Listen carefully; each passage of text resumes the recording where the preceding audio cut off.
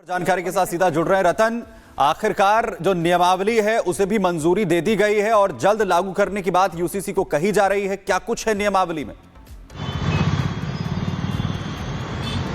देखिए, निश्चित तौर से उत्तराखंड के मुख्यमंत्री आज सुबह सचिवालय पहुंचते हैं। कैबिनेट की महत्वपूर्ण बैठक होती है, सभी कैबिनेट मंत्री उसमें मौजूद होते हैं। सतपाल महाराज इस बैठक में मौजूद रहे, रेखा आर्य मौजूद रही, गणेश जोशी, सोनियाल, धन सिंह रावत कैबिनेट मंत्री यहाँ पर मौजूद रहे हैं। ये चुनाव आयोग से परमिशन लेकर कैबिनेट की बैठक की गई थी और इस बैठक में चर्चा की गई, यूसीसी को लेकर के नियमावलियों पर भी मोहर लगाई और माना अब यह जा रहा है कि जो यूसीसी है वो उत्तराखंड के अंदर कभी भी लागू हो सकता है, क्योंकि राज्य के अंदर भी निकाय चुनाव चल रहे हैं। लिहाजा 25 तारीख को चुनाव का परिणाम यहाँ पर निकल कर आना है, 23 तारीख को मतदान है। लिहाजा 27 या 28 तारीख को उत्तराखंड में यूसीसी लागू करने की घोषणा मुख्यमंत्री कभी भी कर सकते हैं। आज भी इस वक्त मुख्यमंत्री पुष्कर सिंह धामी ने रिपब्लिक भारत से की बातचीत में कहा कि सब तैयारियां हो चुकी है, सारा काम पूरा हो चुका है, बस अब उसे लागू करने की जो तारीख है उसका ऐलान जल्द हो जाएगा। देखिए, निश्चित तौर से उत्तराखंड देश का पहला राज्य बनने जा रहा है जो यूसीसी लागू कर रहा है। और विधानसभा चुनाव में जब मुख्यमंत्री पुष्कर सिंह धामी ने इसकी घोषणा की थी तो खटीमा में रिपब्लिक भारत ने सबसे पहले इस खबर को ब्रेक किया था। रिपब्लिक भारत की पूरी टीम वहां पर मौजूद थी और उत्तराखंड यूसीसी लागू करने जाएगा। अगर आज तक की बात की जाए तो इन 3 सालों के अंदर लगातार जो नियमावली है, जो प्रक्रिया, उन प्रक्रिया को पूरा किया गया और आखिरकार वो दिन अब जनवरी में 27 जनवरी को वो दिन हो सकती है, 28 जनवरी का वो दिन हो सकता है जब उत्तराखंड में सरकार यूसीसी लागू करने की घोषणा कर देगी। बिल्कुल रतन, बहुत शुक्रिया आपका जुड़ने के लिए और जानकारियां देने के लिए। तो उत्तराखंड में यहाँ पर बड़ी एक तरह से देवभूमि में रास्ता यूसीसी का पूरी तरह से साफ होता दिखाई दे रहा है, क्योंकि सीएम धामी की अध्यक्षता में मंजूरी मिल चुकी है और ऐसे में पहला राज्य हो सकता है उत्तराखंड जहां पर यूसीसी लागू होगा और देश में भी इसको लेकर रास्ता बनेगा। लेकिन चलिए आगे बढ़ते हैं, अगली खबर का रुख कर रहे हैं। महाकुंभ में जिस तरह से अग्निकांड सामने आया उसके बाद नया एंगल समझ में आ रहा है, साजिश के एंगल का खुलासा हुआ है। अब बात इसकी।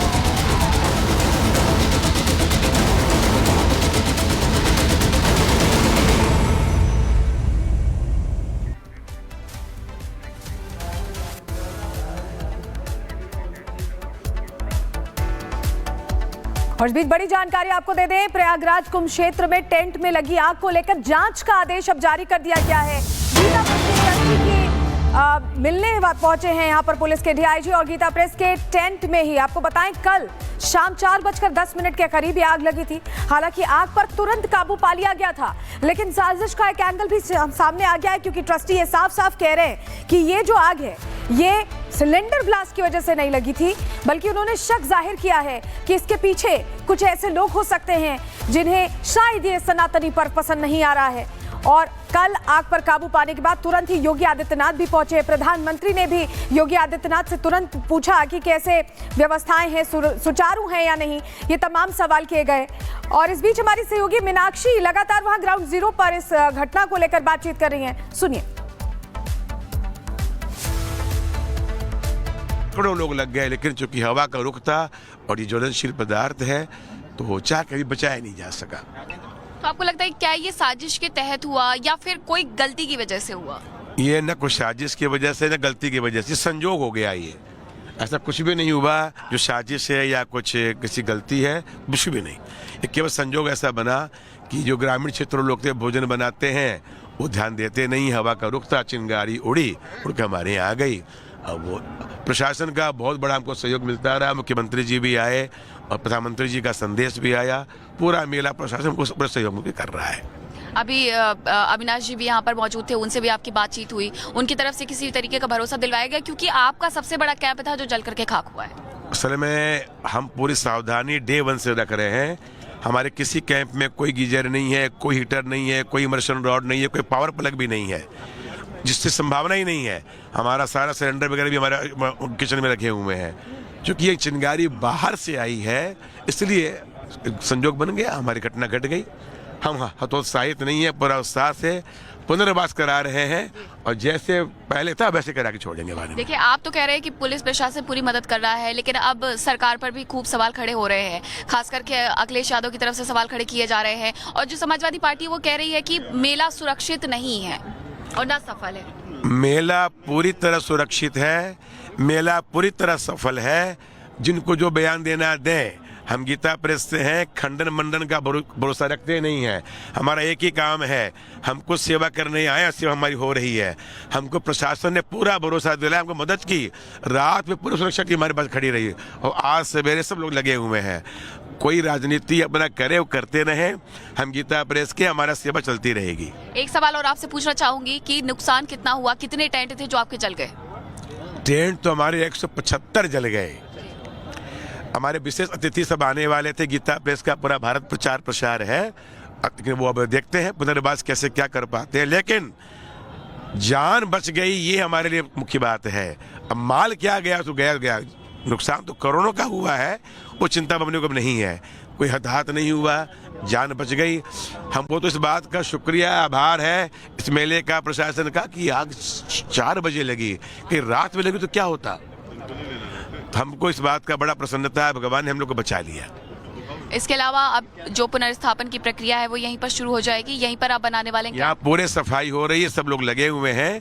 3-4 दिनों में अब स्विच कॉटन लगाएंगे, क्योंकि भाई वो झोपड़ी बन नहीं सकती, बनाना भी नहीं फिलहाल एक बार, तो अब स्विच कॉटन लगाएंगे, बाथरूम अटैच करा के। VIP जो हमारे अतिथि है, सबको सुख सुविधा मिले यहाँ पर। बहुत धन्यवाद रिपब्लिक भारत से बातचीत करने के लिए। देखिए तस्वीरें भी मैं आपको एक बार दिखा देती हूँ जहाँ पर ये आग लगी थी। देखिए इनकी तरफ से कहा गया है, गीता प्रेस गोरखपुर के ट्रस्टी है कृष्ण कुमार खेमका, जिनका ये कहना है कि यहाँ पर जो आग लगी थी वो मात्र एक संजोग था। हाँ, चिंगारी बाहर से आई थी, लेकिन आग भड़क गई क्योंकि उस वक्त जो हवा थी वो उसका रुख ज्यादा हो गया था। हवा का रुख होने की वजह से ये चिंगारी और भड़कते गई। लेकिन पुलिस प्रशासन का वो बहुत धन्यवाद कर रहे हैं कि जिन्होंने वक्त रहते आग पर कंट्रोल कर लिया, आग और नहीं फैल पाई। क्योंकि ये दोनों ब्रिज के बगल में बीच में गीता प्रेस गोरखपुर का जो कैंप है वो स्थापित था और उसी वक्त यहाँ से ट्रेन गुजर रही थी। वो जो मंजर था वो देखने लायक था कि किस तरीके से वहां से जो ट्रेन गुजर रही है और आग लगभग 70 से 80 मीटर बची हुई है। यानी ट्रेन गुजरने के साथ साथ रेलवे स्टेशन से भी, रेलवे से भी समन्वय यहाँ पर स्थापित किया गया था कि उस वक्त के लिए जो ट्रेनें गुजर रही है उन्हें वहां पर रोक दिया जाए। लेकिन ये तस्वीरें अपने आप में बताने के लिए काफी है कि देखिए यहाँ सब कुछ जलकर खाक हो गया है। कई ऐसे लोग थे जो उसके बाद आए, उनके पैसे थे जो जले हुए पड़े हुए थे। लोगों ने आइडेंटिफाई करने की कोशिश की कि जहां पर आग लगी थी क्या उस जगह पर उनका सामान अभी बचा है या नहीं बचा है, लेकिन जले हुए कपड़े और जले हुए पैसे ही बरामद किए जा सके। जो राजनीति हो रही है उस पर जिसका सबसे ज्यादा नुकसान हुआ है यानी गीता प्रेस का, वो खुद कह रहे हैं कि देखिए राजनीति होती रहेगी, लेकिन हमारी तरफ से हम यही कहना चाहेंगे कि ये मात्र एक संजोग था, संजोग की वजह से ये हुआ। और वो साथ में ये भी कहते हैं सलोनी कि देखिए सबसे अच्छी बात सरकार ने वक्त रहते उस पर काबू किया, प्रशासन ने वक्त रहते काबू किया। एक तस्वीर और दिखा देती हूँ मैं आपको कि यहीं से वो जो ट्रेन है गुजर रही थी और यही शाम 4 बजे 4:30 बजे का वो मंजर था कि ट्रेन गुजर रही है और आग पूरी तरीके से आगे बढ़ते जा रही थी। लपटें इतनी तेज थी कि ऐसे लग रहा था कि कहीं आग की लपटें वो ब्रिज तक न पहुंच जाए। हालांकि ये नया ब्रिज है, यहीं से ट्रेनों का संचालन होता है, नहीं पहुंची, लेकिन हाँ पुराने ब्रिज तक जो लपटें थी वो जरूर पहुंचती हुई नजर आएगी।